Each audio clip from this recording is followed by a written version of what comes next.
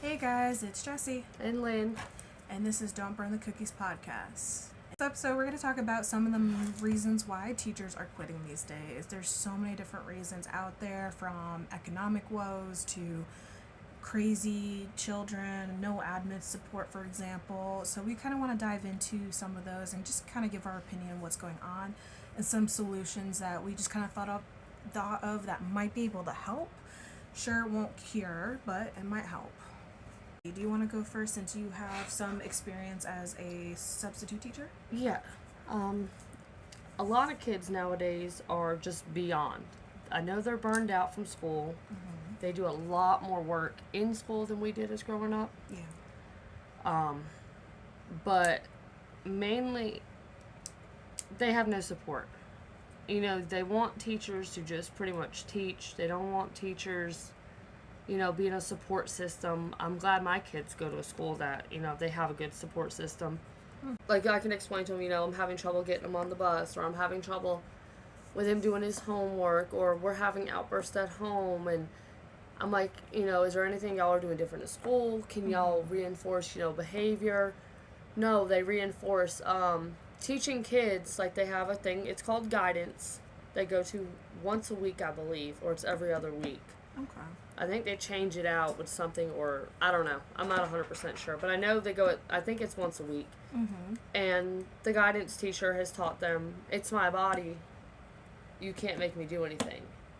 I can understand that, if it was something sexual or something physical harm. But when I look at my kid and I say, take your medicine because it's bedtime, because he has to be on a sleeping medicine in order to sleep because of his ADHD and his autism. Yeah. When he looks at me and goes, it's my body, you can't make me take it, I have a problem. Yeah. That's Or huge. I have, he'll say, get the fuck off me. And I'm like, excuse me, I'm grabbing your hand because we're walking across the parking lot. Yeah. And I'm like, you can't talk to me like that. And he said, it's my mouth, I can say what I want. So essentially, the school is kind of teaching them consent, but without context. Yeah. Because, like, with crossing the street, you better hold my damn hand. Exactly. Period. Whereas I could understand where if it was something much more lewd and sexual in nature, then yes, it is your body. But they're not teaching them that concept with context as to what the situation is. Yep, they should be able to go into detail. Okay, if your mom says you're sick, you need to take your medicine, or that's different. I can understand it's my body. You can't force me to do stuff. Yes, but at the same time, you're not going into detail, and you're letting them think they can do whatever they want. They can run all over you. Yes. And that's not fair to us as parents. No, not at all. That's crazy. But I've had kids in class where they're going to do what they want, whether you tell them, okay, we're going to do this or we're going to do that. Mm-hmm. I've had a kid, at least in one class, every time one kid, that will literally look at me and go, I'm not doing it, and just sit there. No, you're going to do your work. You're not going to just sit there. Yeah.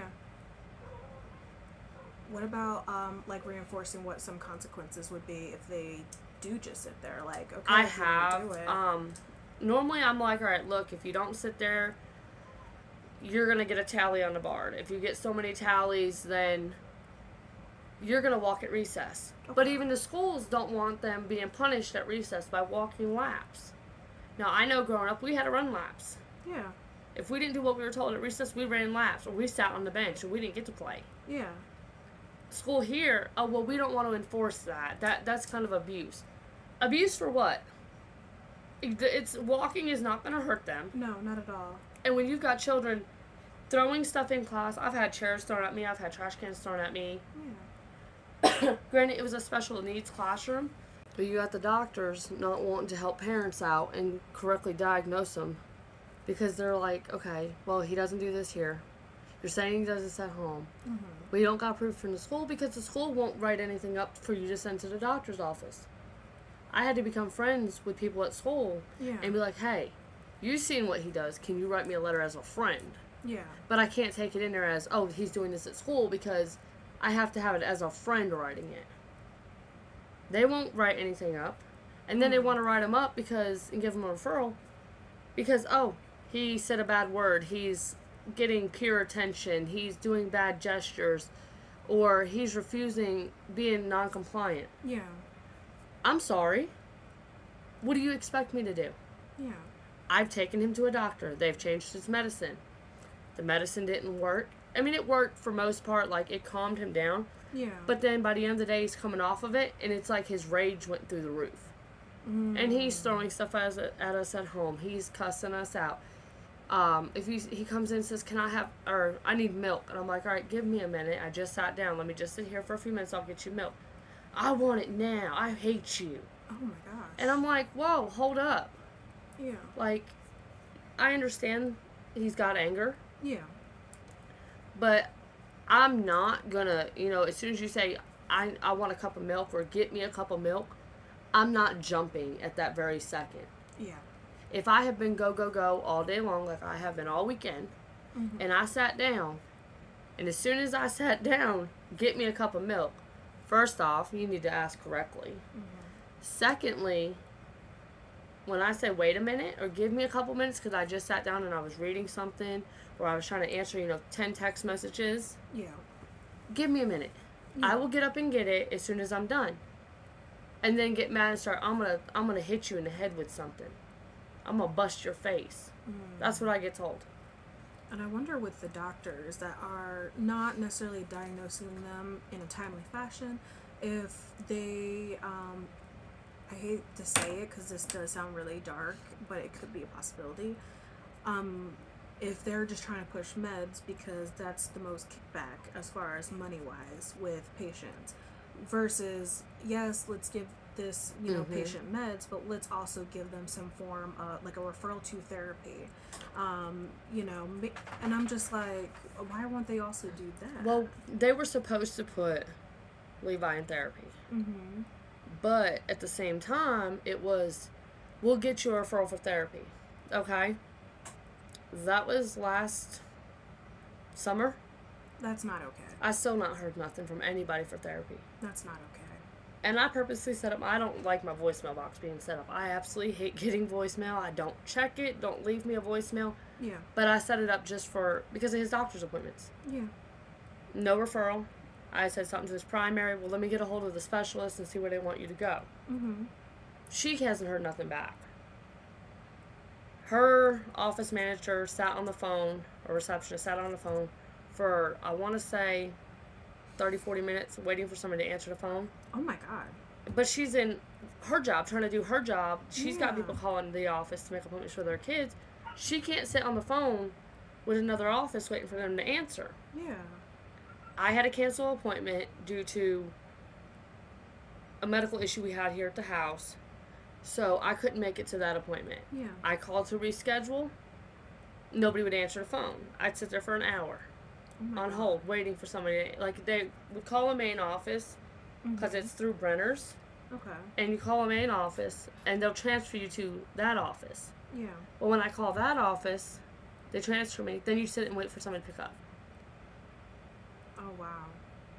And then you've got, parents telling their kids it's okay to go to school and identify as an animal. That's a bit too much. Which, if you want to be transgender, I have nothing against that. If you want to be a cat or a dog or whatever you want to be. But gender is also different than species. Exactly. But if you're an adult and you decide to be a cat, if you want to be a cat tomorrow, Jess, I'm cool with that.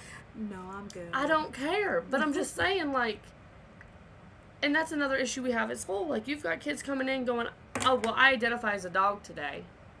Excuse me? You're in first grade. You identify as a what? Yeah. No, we're going to sit at and then chew on their paper because, oh, well, I'm a dog. No. Oh, wow. You sit at your desk and do your work. Yeah. And they don't care. They don't care. Hmm. And teachers are like, well, that's what they identify as today. You're allowing them to do that. That's enabling. Like chewing on their papers, barking, meowing. Exactly. That's enabling just bad behavior in general. If it was a gender thing, I understand the need for sensitivity. But, like, they're not identifying as a different gender. They're identifying as an animal. Yep. And in this kind of school setting, maybe if the school setting was different, but the way that it's set up, that takes away from other people's education. And I was like, all right, this is a little weird. Yeah. But, I'm not their primary teacher. I can't say, okay, we're definitely not doing that anymore. Yeah. I can say, we're not doing that today. Yeah. But when I got a kid in my class, when I, say something to the office, oh, well, yeah, they identify as a dog. Then why are they in school? Yeah. Send them to obedience school, please. Like, I can't be in a classroom trying to teach anywhere between 13 to 20 kids. Yeah. And I've got a dog in the class. Yeah. That's too much. No. And I was excited because there was a petition going around for our county of not allowing kids under the age of 18 to be able to identify in school as a pet. Yeah. It's not much of a problem that they had to make a petition. Yeah, but then at the same time, on the same petition, yeah, they had to let teachers just teach. They're not allowed to be a support system for the kids. They're supposed to only teach the kids. Okay, yeah, I see you made the big thing about, no identifying as a pet. I got that. That was your big thing in it. Yeah. But then they wiggled that in there where teachers are only supposed to teach and not be able to pretty much use them as a guidance counselor to guide children in life. That's a whole point. If you're having an issue, I've had plenty of kids come up to me at school and go, my mom's boyfriend cheated on her and he punched her in the face and they just need somebody to talk to. I'm there. Yeah. And that was actually real. A kid did come to me and talk to me to tell me that his mom's boyfriend cheated on her, and when she confronted him, he punched her in the face and gave her a black eye, and he was really depressed in class. Yeah. And I'm like, all right, well, just, hang out with me. You know what, nobody's here today in this desk. Yeah. You come sit right here. Just to have that comfort of knowing there's an adult there that is there for them. Yes, and that they are safe in your presence as well. Exactly. And because it's just... when you take away that support system, you take away that safety in your presence. So, like, then when they go to school, they feel like it's a hostile environment because the adults are just going to look the other way because that's not your support system anymore. That's just your teaching system. Yep. That's like, I had a teacher I absolutely loved when we moved down here from New York. Mr. Preston. He was my business management teacher. I purposely took business classes just so I could be in his class. Yeah. Because he would always, he was that teacher that as long as your work was done, you want to take a nap or you want to do something else, he didn't care. Yeah. And he got to, by the end of the first class, it was like, I think we had like 2 months left of that class. By the end of that class, he was like, I'd walk in and all my worksheets would be on my desk. And I'd sit there and do all my worksheets. And then if I knew I had, catch up on homework for another class, I could do it. Oh, yeah. And never had a problem. He was always there. And he was the type of teacher that would go, all right, you know what? You've been good. All right. Do y'all need me to call your parents to give them a good note so you have a good weekend? Oh. And I was like, yes, please. Oh, that's so amazing. Oh, yeah. He would call and just bullshit with your parents and tell them how good you're doing in class and what, how great you are to have in class and you're doing all your work. Just to kind of boost the parents to be like, hey, let's go do something fun with our kid this weekend. And that was in high school. Yeah. That was my junior year when we went to Monroe. That is so awesome. And I absolutely loved that teacher. Yeah. He don't teach her no more, unfortunately, because I would definitely go back and visit. But he was an awesome teacher. Yeah. And you always look forward to people like that, like when my mom was in the hospital and I went into foster care, I had a math teacher. And I could always talk to her. Yeah. Like, she knew I was going through a lot, and I know, like, Mom and Dad got tired of hearing, the same thing out of our mouth all the time. I miss my mom, I miss my parents, I miss my grandparents. Whatever it was. They're like, yeah, we know. We're sorry. There's nothing we can do about it. Yeah. But to have another person to listen to you as a support system is great. Yes. Like, KJ had his teacher, his kindergarten teacher. Levi now has the same teacher. She is amazing. Like, she's even added me on Facebook. We're Facebook friends now. Like, and we go back and forth just talking. Yeah. But, like, when I had the issue with Levi, wouldn't get out. I went to get him on the bus. He wouldn't get on the bus. And the bus driver saw, finally, his behavior. And I'm like, thank goodness. Yeah. But when I confronted her about, doing, writing a letter, she's like, well, you have to ask the principal. I can't just do it. And I'm like, okay, that's weird. But okay, whatever. Huh. Well, she saw him, his behavior. He won't get on the bus. He doesn't want to go to school. It's running through the yard. And then it was after that, I got him to school, and he refused to get out the car. They're like, well, we can't physically drag him out the car. Mm-hmm. I'm like, no, you can't, but I can. Yeah. Let me pull around to the main office, and I'll just sign in and walk him to class. Yeah. All right, well, since I work for the county, I just walked him to class. So it's like, and I went in, I told her, I said, look, he's had a rough morning. He didn't want to get on the bus. Yeah. He refused to get out the car, so that's why I had to bring him in. And she was like, I understand. She goes, Levi, we're going to have a good day today. We're going to sit down and do our work. Yeah. Do you need to go get breakfast? And he was like, yeah. And off he went. Mm-hmm. No problems. Oh, wow. But now he's starting to where he's getting defiant in school and not wanting to do his work and cussing and making wrong gestures in school. So we're having issues with that, and the teacher's like, she's right on top of it. She's messaging me over the weekend. She's texting me throughout the day to let me know what he's doing, and she sent me the referral home. She's like, hey, I hate to do it, but I had to write him up. I threatened him last Friday. Mm-hmm. So that's why the 4/28 date is on there, but we had to write him up today. And see, with that petition, if they were to enable it and have that small little detail in the back end that teachers can't support their students, you would be missing all that information that you would be getting from that teacher. Yep. And that information is so valuable for you to, granted the doctors aren't fully listening, but when they are ready to freaking listen, you could take all that information to the doctor, and that could help you down the road. But like I said, until the doctor listens, it's not going to do much. Yep. But that's what teachers are there for. Yes, they're there to teach, but they also support students in that way. And if you take that away, then it's just like, it's like you're kind of taking away the kids' faith in having a future in a way. Yep. In my opinion, because if they think, oh, this is how cold. Don't get me wrong, the world is pretty cold. Yes. But in these developmental years, they need to understand that, they can make themselves of something as they get older. And in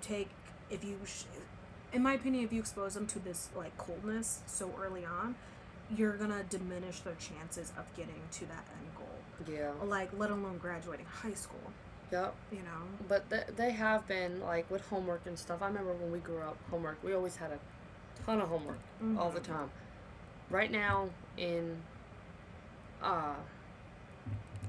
elementary school, all they have to do is read. That's their homework. They have to read a book every night. That's it. That's actually pretty good. Which is good because it's calm down time for them. They can sit and read and relax. And they have to write it down to prove that they read, and the parents have to sign the planner that they read. Okay. Awesome. No big deal. Yeah. But at the same time, you got kids that can't write at all. You can't read their handwriting. Okay, well, they should be, the teachers should be with the parents and say, hey, he's not really writing or she's not really writing well. Let's, I'm going to send home some writing worksheets. Can you do at least 2 a week? Yeah. Help them out. I know my kids can't write. Well, Levi can't. His handwriting's real chicken scratchy. Yeah. And he really can't spell. Yeah. So we've got a whiteboard. It looks like a piece of paper. Oh. And I got him dry erase markers. Yeah. So he can practice writing. I'll write the letter, and then he'll trace over it. Okay, gotcha. We even did the little sheets, the clear sheets that go into binder where you can slide a piece of paper in it. Dry erase markers work on those. Okay. So I print out a worksheet or something. I slide it in there, and guess what?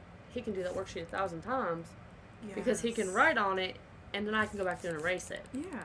And he can keep going. But without the support between the parents and the teachers, literally our future for this world is crap. Yeah.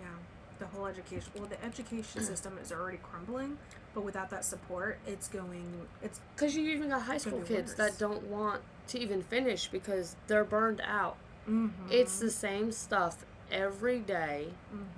And you've got kids that literally can look at something, do it, and you're like, okay, I got it. But when they teach the same thing for 3 weeks straight, and you're like, all right, we've been doing this for 3 weeks. Can we do something different? Yeah. But then I do understand, you do have kids in there that don't pick up that quick. And it takes that 3 weeks for them to learn. Yeah. Or, okay, we're going to teach you how to find like the square root of something, or we're going to teach you how to find X. Yeah. I'm not going to lie. I actually have used find X, even though I don't want to find my X. But I have used that, like, as a percentage thing. Yeah. Because I don't remember how to, like, how many decimals or whatever, you know, you're supposed to have out to do it.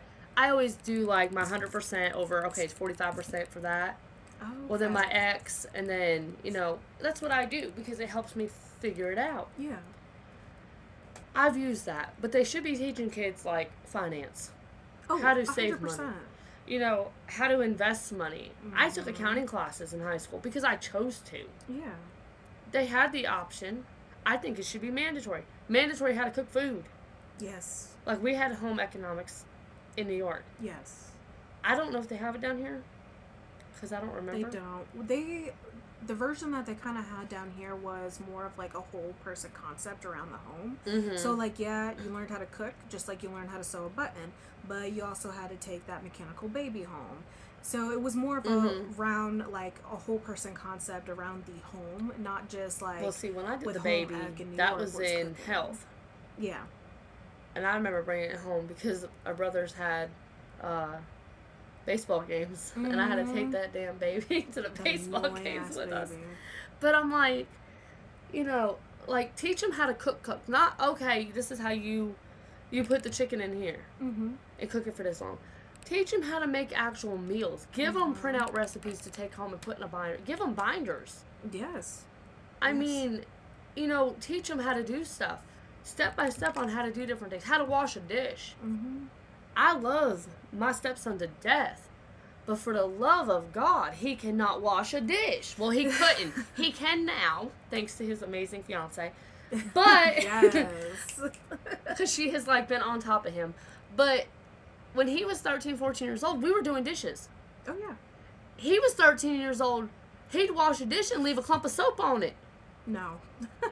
Kidney infection, can we say? Yes. Like, I'm like, hey, or there's food on it. Well, it's okay, just scrape it off. No! I want it washed. Yeah. And I guess it was the way we were raised, you know, it had to be perfect. And that's how I was with him. But my husband be like, oh, make him wash. No, I'm good. I'll do it. Let me do it. I'll do the dishes. I hate doing dishes. Yeah. But I will do it because I don't want soap or food left on my dishes. Yeah. Now he'll come over and spend the weekend. He'll wash some dishes. And I'm like, hey, where were you, like, 8 years ago? Like, you can do dishes now. Yes, like he actually has responsibilities now, and he can execute them. And teach him how to load a washer. Yes. And a dryer. Like, girl. One thing that drives me crazy about my husband, other than how beautiful he is he cannot load a dishwasher properly. And it pisses me off. And I tell him, we stopped using our dishwasher because we're having a problem where it just molds up so fast that we have to spend like the entire day cleaning it. And so we decided we're not using the dishwasher anymore. We're just going to hand wash everything. But before that, it got to a point where I was like, you're not allowed to load the dishwasher. I was like, you can rinse the stuff, but leave it in the sink. Because you suck at loading a dishwasher. You're going to pull out the dishes and they're upside down full of water. There's still food on it because the water wasn't able to spray up on it just right. I love that man, but he's not allowed to touch the dishwasher. He can unload it, though. That's the only time we can touch it. It's to unload it. And I know you'll listen to this. But no, like, even those, like, everyday skills, this is something I've actually thought about, but I don't really know how to execute, is starting a summer program where you could send, like, your preteen and teenagers, and I will teach them these concepts. We could run that program. And, yes. They would hate us by the end of the day.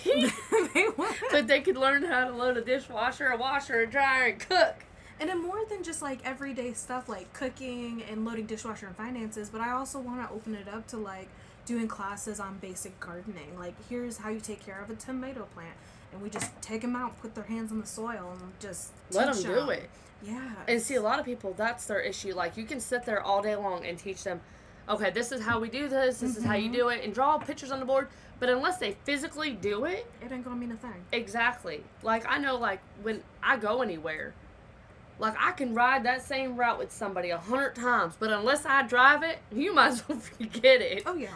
That's like Tim tried to show me how to work his one crock pot. He kept telling me how to, I'm like, and it was an old crock pot. Yeah. Needless to say, we don't have it no more. But I'm like, I have to do what now? Yeah. And you'd have to literally start it on low and let it heat up and then move it to high. Yeah. If you turned it to high, it would not turn on at all. Oh. And I'm like, look, unless you let me physically do it, tell me to do it, it's not going to get done. Yes. So now I have an Instapot because I cannot. Multiple steps to even cook something on high is beyond ridiculous. And for me personally, I've always been a hands-on learner versus like yeah, I could learn a bunch of stuff by reading it.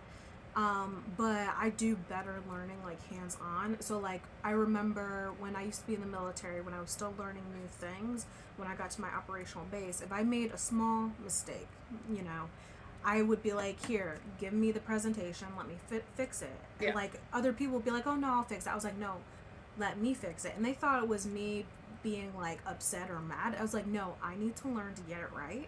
And by having me fix it, I'm learning to get it right. It has nothing against you. Thank you for bringing it to my attention. Yep. Because you are helping me get better. Oh, it's like backing a trailer up. Yeah. For the love of God. Don't tell me how to do it. Let me do it. And don't let my husband stand behind where I can see him. Because if he's anywhere where I can see him, I can't do it. Oh, okay. And that's like some kids. Like their parents are teaching them to do something. Or teachers. And they get nervous around them. Yeah. But a complete stranger, they can do it. That's true. And a class would be good because you're like, okay, you know, we joke around. We goof off. Yeah. We do stupid stuff. We still can teach somebody how to do something because, like, I know, like, I can back a trailer up. You can give me a truck and a trailer, I can back it up. Yeah. But if my husband's there, no, it's not happening. Because I'm like, yep, he's going to yell. No. That's like, everybody makes that joke about, oh, yeah, my dad taught me how to back a trailer up after he yelled at me 15,000 times. No, mine wasn't my dad. Mine was my husband. Like, I have taken Dad to the dump with my Explorer in our big trailer. Yeah. And I've backed it up with no problem. He's like, but you couldn't do it at the house? I said, nope, Tim was standing there.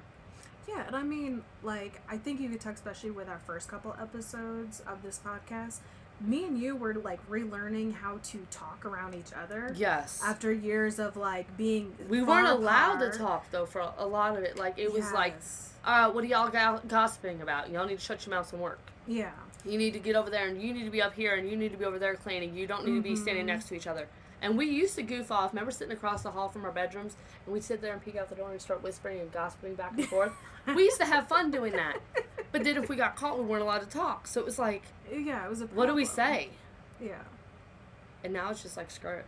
Now we're just like, fuck it. Like, we found our flow and figured it out. But, yeah, it's, oh, gosh. But kids nowadays just, they need a good support system in order to graduate. And I know you weren't sure about bringing it up, but, like, kids nowadays, yeah, they graduate. They don't know what to do in life. Some are like, you know, I don't want to go to college. But your idea was, like, military. Oh, yeah. You could go military. Uh-huh. If that's what you want to do, you're military. Yeah. My ex-husband's military. It's not a bad life. No, it's a lot of moving around. Yeah. It's a lot of, you know, last minute stuff going on. It's a lot of dealing with, you know, commands all the time. Yeah. But a lot of the commands, they're not, in my opinion, they weren't really hard to deal with. It depends. But I also, okay, so the best way I describe this is, like, for me, I try to envision, like, where the finish line is. And so, like, a lot of the commands, especially in, like, basic training where they're, like, just yelling and screaming at you. And this is coming from an Air Force perspective, so I can't imagine the yelling and screaming that happens at a Marine training base. But Marines for me, I just kind of envision, okay, where's the finish line? Okay, it's here. What do I have to do to get to that finish line? You gotta just put up these, like, mental blinders to get past the screaming part. And high school is a lot like that in a sense, too. What do you have to do to get to that finish line, which is graduation? And that is, you know, figuring out what works best for you. So for me, when I was in high school, I'll admit, I did not like being in high school. I hated it. And I felt like I was burned out all the time, especially when we moved here to the South. we no longer had study hall where we could get some of our homework done. Mm-hmm. This then, especially with me taking on honors classes, led to me sometimes being up till midnight to finish homework. Mm-hmm. And even though that was only 4 classes, that's what resulted in that, you know? And so I was burned out, I was tired of it, and I hated it. But one thing I learned was with certain classes, if you get a certain GPA in the class, you could exempt the end of course exam. Mm-hmm. And then along with that high GPA and just passing in general, so down here in our high school, the last 4 classes of your high school year, you actually don't need to take to graduate. People just take it for shits and giggles. That's what I did. Yeah. And so for me, I was like, okay. So I remember I did fail a class, so I had to take a class over the summer to make that one credit up. So I made that credit up, and then I was out for that second semester of my senior year because I was so done of being burned out at school, and I didn't want to bother with it anymore. But see, my issue was with, a lot of kids do take that because, like, they have a bad home life. Or, like, my issue was I was living with my boyfriend and his mom and dad at the time. Yeah. And the deal was I could stay there as long as I was either in school or working full-time. Yeah. Well, when you have no car, you kind of can't go to work. Yeah, that's true. So it was, okay, I either work late when he got off of school, because he had to go all the way through the second semester for our senior year. It was either I worked, from like 5 in the afternoon to 9, 10, 11 o'clock at night. Yeah. Or I went to school during the day. Yeah. I was like, well, I've got all my courses. I said, well, I'm going to take fun courses. I took electives. Yeah. I took 2 medical courses. I believe it was biomed technology and medtech 2. And I took 2 gym classes. Oh, nice. So half the day I was running around. Yeah. Either playing sports or running track or whatever. And the other 2 was medical. Yeah. So it was something fun I could do. And, of course, my 2 gym classes were with my boyfriend. Yeah. And my 2 medical classes were with my best friend. There you go. So I was like, I was always doing something I wanted to do, but I wasn't sitting at the house. Yeah. I still had a place to live. Yeah. And I ended up just taking an extra semester of school just because. Yeah. And I prefer their scheduling down here than we had in New York. New York, we had 9 periods a day in high school. You didn't make it to New York in high school, did you? No. Not you did in high school, but they still had that for middle school. That's right, they did. Because we had, like, their math class would be, like, 2 periods. Like, 8. No. No, it was only 1 period for math. The special was 2 periods. That one. There you go. And, we had 8 to 9 periods a day up there. Well, it was 9 periods a day. And you had all your classes all year round. Yeah. You didn't have 2 semesters. It was just, you took math all year. You took social studies all year. Science, English. Your special would change up, I think, every other day. Okay. It was like half the year. But it was going from, having 9 classes a day down to 4 classes a day. Yeah. And one of them was a special. So you only had 3 main classes a day compared to 4 or 5. Yeah. Which made it a lot easier. Yeah. But it, once again, it's back to that support system. Absolutely. If you don't have that, you might as well. I mean, I technically didn't have a support system. Yeah. But I literally had to force myself because when somebody tells me I can't do something, you're going to do it. I'm going to do it. Same. Like, you're not going to graduate high school. You're going to be living on the streets, and you're going to be pregnant by the time you're 18, 19 years old. No, I wasn't. And I graduated high school, even though I didn't have my family there cheering me on. Yeah. I still done it. Exactly. And, yeah, like I was saying earlier, it comes down to visualizing where your finish line is, and then just getting there. So, like how you were saying earlier with the military, I don't necessarily always advocate for everyone to join it, but if you're going to go that route, I always recommend do not enlist for more than 4 years. And if you enjoy it, then go for it after that, Yeah. Contract back in again and go from there. And I usually don't recommend that for people who are young. If you're older, like in your mid to late 20s, fine. Sign for 6. You already know who you are. You've already gone through a lot of the developmental aspects of finding who you are as a person, what your hobbies are, and whatnot. But if you're straight out of high school like I was, I would recommend just only doing 4 years. so that you have, you know, that time to discover yourself and decide if that is for you. Because honestly, it's easier to re-enlist in the military than it is to get out when your contract is up. Yeah. Like, they have you go to so many fucking meetings when you are getting out, and I swear to God, it's just a deterrent for you to re-enlist. Yep. That's all it is. It's just they did that with my ex, and he didn't have a choice but to get out. Yes. Because he got out he was disabled, and he ended up messing up his foot really bad over in Iraq when he got shot at. So he didn't have a choice but to get out. Yeah. But I remember driving him on base and going to meetings and dropping him off. And then I'd go over to the Burger King or something, find some food joint on base to go get food. But it was like at least 2 meetings a week, if not more. Yep. And it's, oh, you got to go to this. Oh, well, you got to learn how to transition back to a civilian, yeah, rather than being military. It's ridiculous. And it was hard when he first got out, because it was always, oh, I can't wear those pants. Why can't you wear those pants? But he was in for a while. It was, I want to say, no, he's only in 4 years. Really? I thought he was in for at least 10. No, Oh, it was wow. only 4. And I mean, they were strict about like clothing out in public. But he was a Marine too. Yeah. So it's a different vibe. Like, you had to wear your pants had to have at least 3 pockets in it. Civilian pants now. If you were military, and I don't know how true that really was, but I heard a lot of them talk about that. Like, well, you're out in town, you gotta have your pants have to have at least 3 pockets in it. I always thought that was something stupid. I think that's to keep the women from wearing leggings. Because when I first joined the military in 2012, they were so against us wearing leggings, even if we wore a big shirt that covered our butt. They were like so anti-leggings for the women that it wasn't even funny. So I think that's more of a like, we don't want the women to wear leggings, so we're gonna make up this rule, because there's no pockets in leggings back then. Yeah. And now there is. Now there is. Go ahead and tell me that now. But like, it was just stupid rules. Or like, Marines can't wear their uniforms out in public. That's fair. No one They're really camis. can. No, Army can. Oh, they can, can't they? Mm-hmm. Can Air Force? I don't know. I thought they could. I thought the Marines was the only one that couldn't.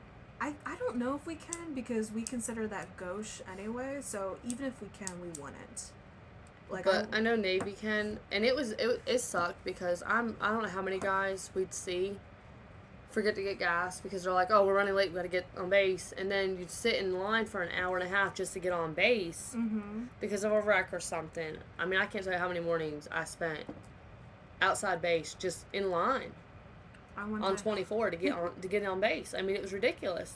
Oh yeah, I got stuck in the snow and ice one year on the speed bumps getting on the base one time in my little blue car, no less. And I was like, are you shitting me? I'm going to hold up the line in morning traffic getting on base because my car can't get out of the snow and ice because they didn't fucking shovel or put no salt down. Oh my God. It was so embarrassing. It took me a good couple minutes to get out. But like, they wouldn't even let you, like, if you ran out of gas, like a couple guys ran out of gas. Oh. And thankfully, like, my ex was in the car. Well, my husband at the time. He was in the car. I was driving. He was in the car. And 2 of his buddies were in the car. And they both lived with us. Mm-hmm. Just to get out of base housing. Like, get off base and not have to live on base anymore. Yeah. To where they had their freedom. And they always they'd bring their bags for the weekend. They'd get their stuff. They were supposed to live on base, but they were staying with us. Yeah. They'd have clothes in the back. One guy ran out of gas, and he's just sitting there in the middle of the road. He couldn't get out of his car because he was in camis. Jeez. He was not allowed out of his car on civilian in camis unless he was walking from his car to his house. Yeah. That was the only time he was allowed out in public in his camis. Wow. Well, they changed clothes real quick in the back of my car. Jesus. And jump out and push this guy up the road, and I had my 4-ways on for them to get to the gas station. That's ridiculous. And I'm like, if he broke down and he can't get out of his car, what's he supposed to do? Sit there and get rear-ended? Right. Exactly. And I'm like, you know, it is what it is. If that's your cup of tea and that's what you want to do, go for it. Yeah. Because it does give you the free education after the fact. And that's something I'm still cashed in on. Like, when I go to school, I don't, like, even now, even though it's been a few years since I've been out, my school is paid for completely. Yeah. So I don't have to worry about that. And that's nice. Well, see, like, or you can transfer it to your spouse. Yes. Yeah. Which is great. Because, like, my ex went to school, and he still had some of his GI Bill left over, and he transferred it to me. and I went to school. Yeah. And, you know, it helped me get part of my associate's degree. Yeah. So it's like, you know, it is a good option if you don't have the money for schooling, or, I mean, there's always financial aid, but don't do stupid things like me and end up with $16,000 in debt for school. Oh, yeah. Because that's where I'm sitting right now. Oh, God. So, I mean, if you don't mind traveling, you don't mind being away from your family, you know, seeing new places, because I know you got to go to some cool places. I had fun. And my ex did not. He was in California, and then he got transferred to Jacksonville, North Carolina, and that's where he stayed. Oh. So, Monterey to Jacksonville it's not the trade anyone wants. No, Jacksonville, we called it J-ville, J-town. Yeah, it's not glamorous. No, only place was going, like, to the beach. Yeah. And living that close to the beach. I used to go to the beach almost every day. Yeah, my husband, he has cousins that work on, actually, I think they work either on that base or in conjunction with the base. I don't know what exactly they do, to be quite honest. Probably but they're New River. civilians. Yeah. And they live down that way. And so every now and then, like, we'll go, in the summers, we'll go down there, spend the night with them, and we'll all go to the beach. Yep. So that's one benefit. I mean, the beach on base is nice. It's private. It's quiet. You don't have to worry about a bunch of people. Yeah. I didn't like going there because then you got all these military wives. Yeah. That are better than everybody. Oh, yeah. And I just couldn't do all that. So I would literally drive to Topsail just to be away from all that. I mean, it was more people, but it was more civilian people. And, like, they wouldn't talk crap about you the whole time. And for me, from, like, a veteran standpoint, I didn't use a lot of the base lake type of stuff or base beaches from the places I were at. Because, like, I just didn't want to run into my coworkers. I wanted to be left the fuck alone in my free time. And so I would much rather go out of my way to go to a normal, non-military connected beach or lake or whatever and have fun than do so at the base provided facilities. Because God forbid someone looks at me the wrong way. I go into work on Monday and it's a big fucking thing. And I don't got time for that. Or, like, you're wearing the wrong type of clothes. Or... That's what I mean, precisely. You know, I had a wig on because I felt like pink hair today, you know. And, you know me, my wigs. And people talk, you know, oh, well, she dyed her hair pink. And then you walk in there and they're expecting you to have pink hair. And they're like, well, I thought you had pink hair. You know, she just said that you did. And... Yeah. I've been like, yeah, I did. It was a wig. That happened to me once with clip-on extensions. I don't know if you remember when I got a pixie cut when I got to my first base. Yes. I put in these clip-on blue extensions because my favorite color is blue, and I just wanted to do something cute but not permanent because I'm in the military. I can't dye my hair crazy. So, but I could put in the extensions to have like a little blue highlight. People, like my friends that were in the military, they were kind of going off in the comments like, you're gonna get in so much trouble. I'm like, they're fucking clip-ons. Yeah. And even if they weren't, mind your fucking business. If I show up at work on Monday, it's not your ass, it's mine. Exactly. If I show up to work on Monday with blue hair, it's my ass. It ain't yours. Yep. And sure enough, I didn't have blue hair, and I remember being asked about it by not my supervisor, but another sergeant that I guess somehow heard. I don't even know how. And I was like, well, do you see blue in my hair? Like, I felt like an idiot talking to him like that, saying, well, there's no blue in my hair, so I don't see what the big deal is. They're clip-on extensions. Yeah. All these, I hate to say it, but all these little white girls, they have clip-on extensions in their hair, too. The only difference is theirs is in blue. So, don't come at me for having something that is not permanent. Yep. Like, come on. Like, I'm sorry. There's so many girls nowadays that are just, like, real short hair and they're putting these extensions. Like, oh, look, I got long hair. Honey, I have long hair. If you had to deal with the amount of hair I have to deal with every day, you'd be like, exhausted. God, I don't want long hair. That's why I cut all my hair off. Like, it's grown back now, but I might cut it again. The day Tim dies, I will cut my hair. Oh. Because he's the only reason it's long, because he loves long hair. What would you get it cut as? Like, I'd probably go shoulder length to begin, or maybe even shorter than that. I don't know. I ain't decided yet. Yeah, I'm. That's why it's in a bun. Just don't do a Karen haircut. No. Like, don't do that. No. But I want, like, color. Like, I want to dye mine now. I want to go back black, because it's gone brown since I've gotten older. Yeah. It's gone, like, a lighter brown. I want to go black with gray highlights and blue highlights in it. That'd Like a be dark cute. blue. I'd have to show you some of my friend's hairstyles, because her hair has been going gray for some time now, but she dyes it all these beautiful colors like purple, blues, and pinks and purples. I have to show you that sometime because it's adorable. I need to find someone to do my hair. Oh gosh. But I don't want to spend like hundreds of dollars. Yeah. I could probably do it myself cheaper. Yeah. But military is always an option. Of course, it always is. You just got to be able to follow rules and commands and do what you're told and not act stupid and get NJP'd. And just kind of fly under the radar. Yeah, just do what you're told and keep your head down, keep going. I mean, you make pretty good money. Mm-hmm. I know once my ex didn't have to pay on his freaking furniture, his first wife, when he was deployed, she went out and bought all brand new furniture for the whole entire house while he was deployed. Mm-hmm. Instead of going, okay, I'm going to get this month, get this next month. No, she just did the errands and rent-a-center crap. Yeah. And then got rid of it all and never paid it off. And then we got stuck paying it off. So once all that was done, I was like, dang, you make money. Mm-hmm. But it wasn't like, I think it was, I don't even know how much it was. And he was an E4. That's still good money. Yeah. It's not bad. Like, that's one thing I hated when I was in the military was you would sometimes have these coworkers that were, like, higher ranking than you. Mm-hmm. And I don't know if it's because of their upbringing is different than yours, but, like, this is one thing that always bugged me. I would have, like, sergeants whenever, like, even every year whenever there's a potential pay raise for all the, like, military grades, this is when it usually pops up. But you would have these sergeants be like, well, you're an airman, you don't get paid a lot. And it's just like, it's all about perspective, honey. Because I'm an airman and I quote unquote don't get paid a lot, but yet I still have way too much money at the end of the month when my bills are done. Yep. What are you talking about? And it maybe depends it's also on your lifestyle. Like, if you chose, like, I choose to live with less. I don't have to have all the name brand stuff. I mean, I went from a brand new car with almost a $500 payment a month. Yeah. I used to get my nails done every other week. Yeah. I used to get my hair done once a month. Mm-hmm. To, I do my own hair. Yeah. I try to do my own nails most of the time.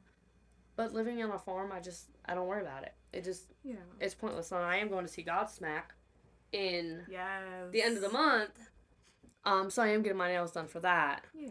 And possibly my hair. I haven't decided yet. But I think I drive a 2000 car now because what do I need a brand new car for? Yeah. It's going to get scratched up. I have dogs. I have chickens. It's going to get scratched up. I ain't worried about it. Yeah. And I think it comes down to perspective. Like, a lot of people that get paid more than you in the military will say stuff like that. But a lot of those same people, they also had kids. They also owned their own house. Mm-hmm. They had multiple cars. Where for me, it was just my car. And then when Dominique moved in with me, when he got his orders to come to my base, we had my car, his car. Mm-hmm. We rented. And we rented, like, as something that was within our means, too, on top of that. Yeah. And then I'm frugal at heart as it is. So, yeah, I had the name brand stuff. But you know where I got it from? Bargain, like, warehouse places that sold designer goods. So I didn't pay $300 for this top or that top. I paid $10. We kind of got a little bit off topic, a little bit all over the place. There's just so much. I think when we kind of thought of this topic, we didn't realize how much goes into this. Yeah. And maybe down the road we could like branch it down into subtopics regarding this whole situation of why teachers are quitting, kind of break it down a little more cohesively. But for now, I'd say let's give it a good stop now. Yep. And in the future, we could talk more in depth of why teachers are quitting, because there's so many. And maybe we can even get a couple interviews with some teachers. Oh, I would love that. I could do that. Oh, I'm gonna reach out to my old high school, see if there's any I can't remember any of the teachers I had except for Mrs. Lopez. I can't remember any of my other teachers' names, so that we could bring them for interviews. But I think that would be really good.